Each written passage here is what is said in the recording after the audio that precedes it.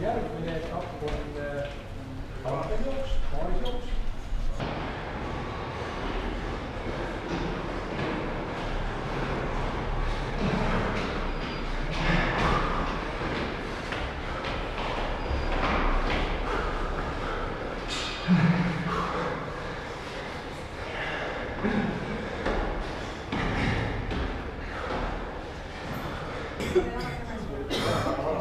Üles saab, alla ei saa enam minna trepist.